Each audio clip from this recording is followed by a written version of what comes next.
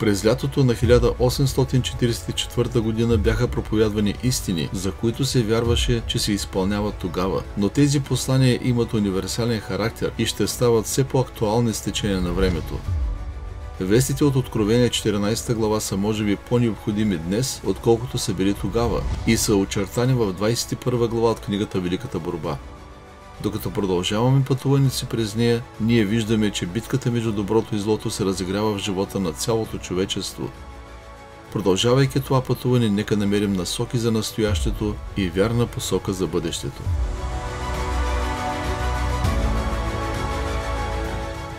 Преобладаващите настроения сред лидерите на адвентното движение не бяха за създаване на нова църква.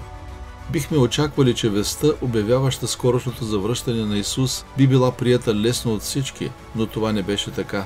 Тя бе до голяма степен отхвърлена от основните протестантски църкви по това време, като някои проповедници бяха забранени, а други бяха очернени и осмивани. По това време цареше духовна апатия и нежелание за морални реформи, и те проникнаха в църквите, което доказва, че когато духовната светлина е отхвърлена, винаги идва духовен мрак.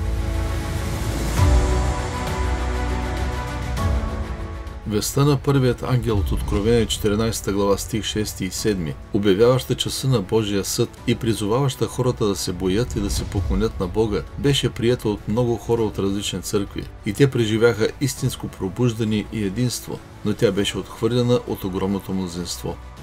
Хората бяха изключвани от техните църкви, защото вярваха и проповядваха скорошното завръщане на Исус.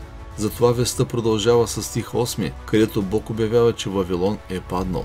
Кой точно е Вавилон, намираме от книгата Великата борба, 21 глава. Думата Вавилон идва от Бабел, което означава бъркотия. Името идва от разбъркването на езиците, на народите, така че Вавилон е признак на религиозно объркване от учения, които не са съвместими или са без библейска основа.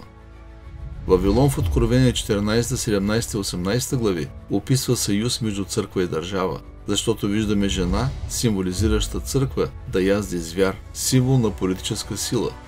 Коя е тази религиозна система и в какво се изразява нейната поквареност и отстъпление? Това е част от вестта за последното време, която ние сме призовани да разнесем. Вавилон е описана в Откровение 17 глава като майка на блудниците, което означава, че тя има и дъщери. Виждаме една световна религиозна система и много църкви, свързани с нея, както децата са свързани с майката, което показва, че те са сходни с нея или споделят вярванията й. И макар че са се откъснали от нея, те имат същото ДНК. Тези три ангелски вести ще бъдат разнесени с голяма яснота, точно преди завръщането на Исус. И това е нещо, което се нуждаем да разберем и да бъдем готови да разнесем.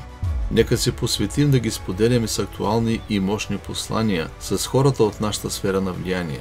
Нека направим всичко по силите си да разгласим тези вести и да ги споделим по целия свят, докато все още съществува.